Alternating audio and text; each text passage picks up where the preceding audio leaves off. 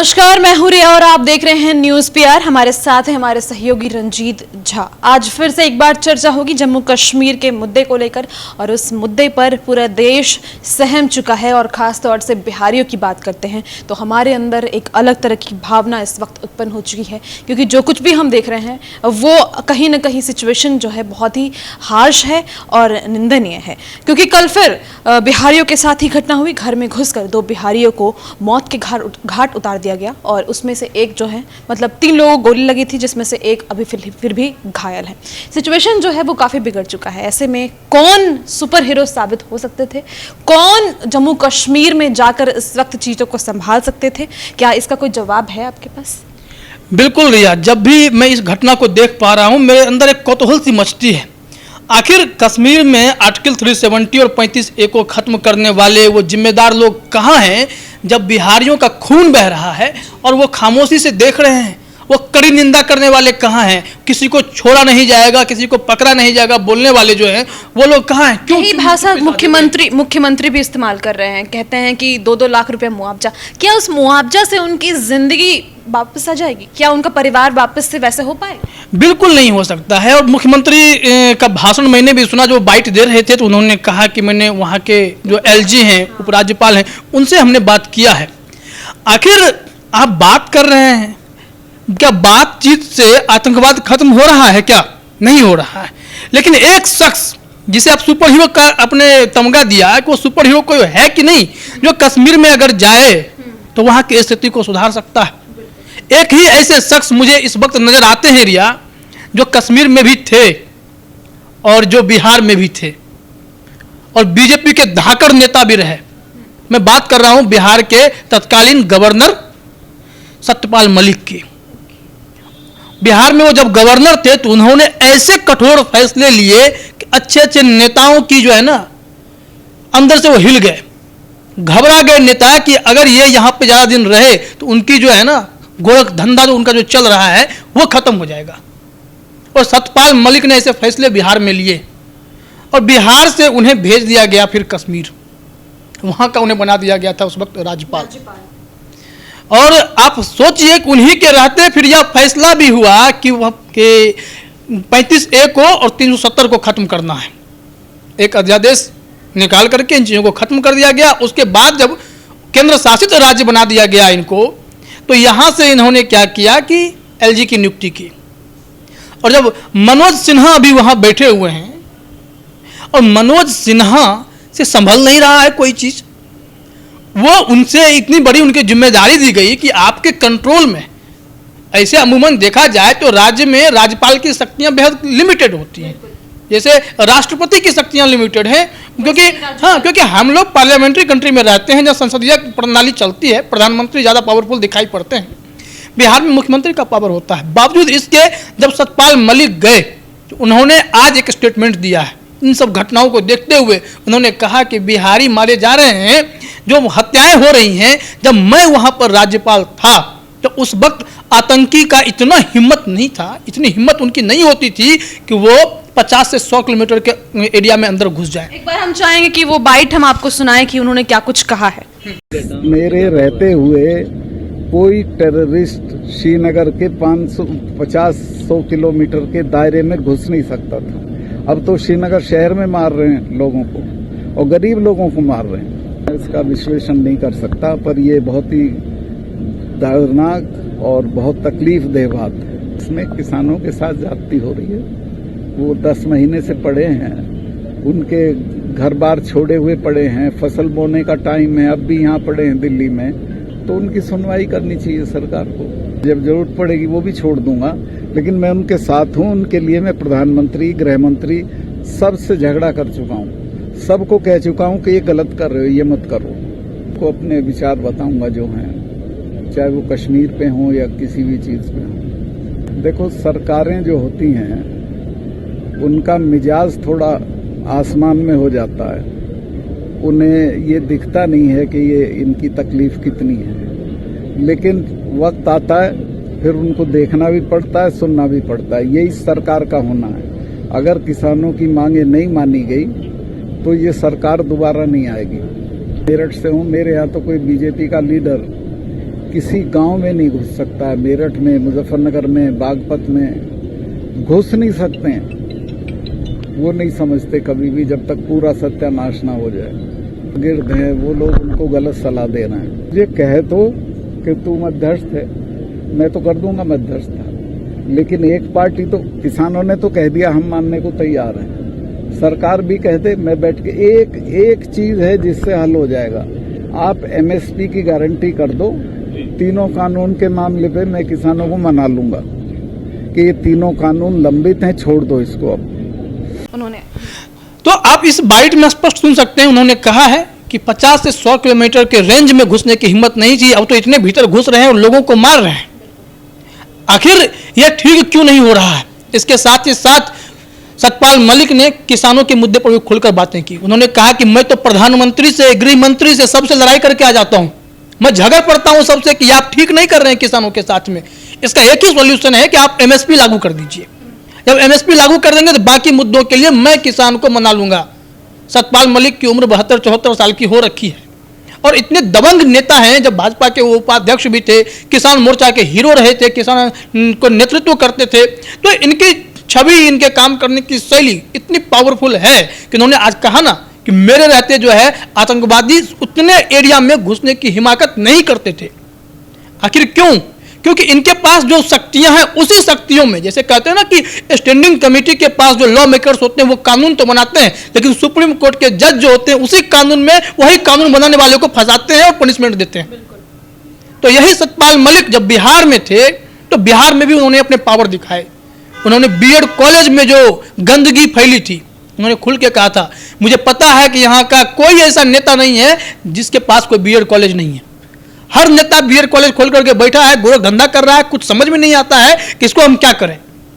और जब इन्होंने कॉमन एंट्रेंस टेस्ट की बात की कि बिना इस परीक्षा के किसी का दाखिला उस कॉलेज में नहीं होगा, तो कई लोग इनके खिलाफ हो गए। इन्होंने कहा कि मेरे खिलाफ हो गए, लेकिन उन्होंने यह भी कहा कि मैं सिर्फ कानून को मानता हूं और मेरे पास राष्ट्रपति और प्रधानमंत्री का मैंडेट है, इसके अलावा मैं किसी दबाव में झुकने वाला नहीं हूं। उन्होंने खुल करके कहा था कि जिनको जो करना है कर लीजिए, लेकिन मैंने भी कसम खाई है कि यहां के एजुकेशन सिस्टम को मैं बदल दूंगा। सतपाल मलिक ने यह भी कहा था कि मैं देखता हूं कि बिहार में जो छात्र हैं उनके ही पास पावर है कि अगला नोबेल पुरस्कार कोई बिहारी छात्र को ही भविष्य में मिलेगा। यहाँ का स्वर्णिम इतिहास है क्योंकि यहाँ पे इतनी शक्तियां हैं। उन्होंने बिहार को परखा, उन्हें लगा, तो उन्होंने खास करके एजुकेशन सिस्टम को बदलने के लिए बीएड कॉलेज पर शिकंजा कसा। उन्होंने जो है नेताओं को चेतावनी दी कि मैं किसी से डरता नहीं हूं। उन्होंने यूनिवर्सिटी इलेक्शंस को दुरुस्त किया। उन्होंने कहा कि यूनिवर्सिटी इलेक्शन समय पर होंगे और प्रक्रिया राजभवन से साझा करवाइए कि आपकी चुनावी प्रक्रिया क्या है, कैसे चुनते हैं आप, अगर आप नहीं कर सकते हैं तो राजभवन कराएगा। इन्होंने एक सभा में खुल करके कहा था लोगों को, महिलाओं को, सबको, अगर पुलिस नहीं सुनती है तो आप सीधे राजभवन में आकर के शिकायत कीजिए, मैं एक्शन लूंगा। आखिर एक राज्यपाल इतना पावरफुल जो हो सकता है, उन्होंने अपनी ताकत दिखाई। मुख्यमंत्री के रहते सतपाल मलिक इतने जोर शोर से बोल रहे थे कि इनसे ज्यादा कवरेज राज्यपाल को होने लगी थी। इसके बाद उन्होंने आईटीआई को भी टारगेट किया। उन्होंने कहा कि मैं देख रहा हूं कुकुरमुत्ते की तरह आईटीआई संस्थान खुल रहे हैं, एजुकेशन सिस्टम के नाम पर यहाँ पे नील बटा सन्नाटा है, और आप जो है कि कॉलेज पे कॉलेज गोरधंधा करने के लिए, पैसा कमाने के लिए आप खोलते हैं। इन्होंने चेतावनी दी। इन्होंने वहां के सिस्टम को दुरुस्त करने के लिए कहा कि मैं कसम खाता हूं कि मैं दुरुस्त कर दूंगा। बीएड कॉलेज पर शिकंजा कस गया।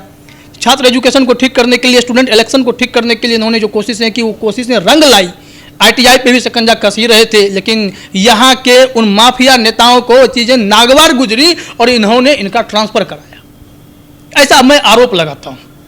ये क्योंकि उसके बाद इनका तबादला हो गया और ये जो इतने स्टेप्स ले रहे थे उसके बाद, और इनको भेजा गया वैसे जगह पर जहां पर सतपाल मलिक की छवि पर असर पड़े, कश्मीर।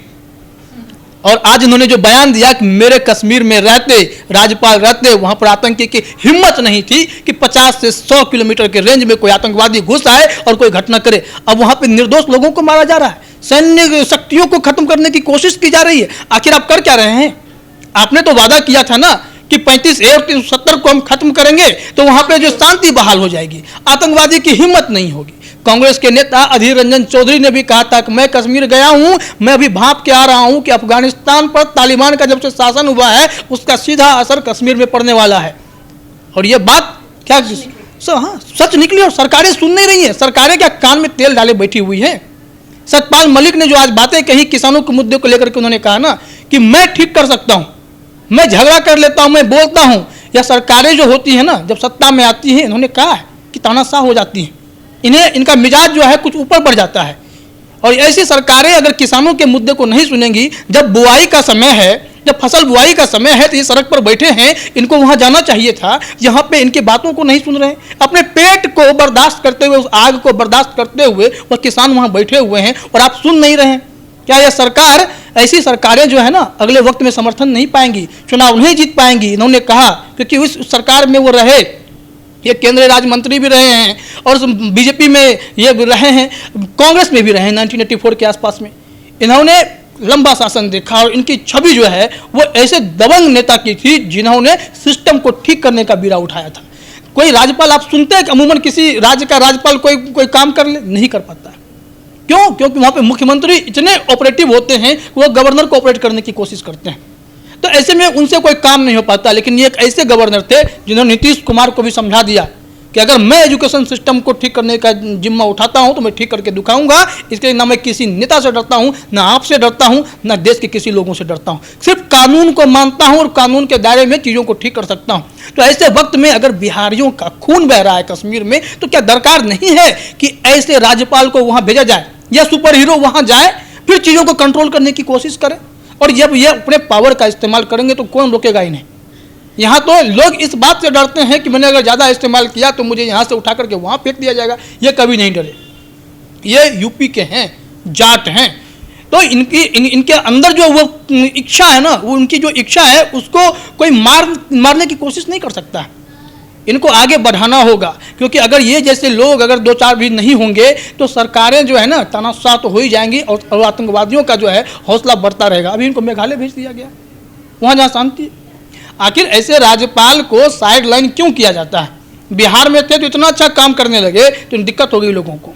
तो मैं वही कह रहा हूँ कि बिहार से कनेक्शन है इनका, इन्होंने बिहार में ठीक किया। कश्मीर के लिए वो खुद एक्सेप्ट कर रहे हैं कि मेरे रहते ऐसा नहीं हुआ था। जो इस तरह की विवक्ष घटनाएं घट रही हैं जिसमें निर्दोष लोगों की जानें जा रही हैं, तो आखिर इसको ठीक कौन करेगा? तो सतपाल मलिक अगर सरकार मेहरबान हो, इनको जिम्मेदारी सौंप करके मनोज सिन्हा को वापस बुलाएं, इनको वहां भेजें, क्योंकि अभी जो है उपराज्यपाल के पास बहुत पावर है वहां।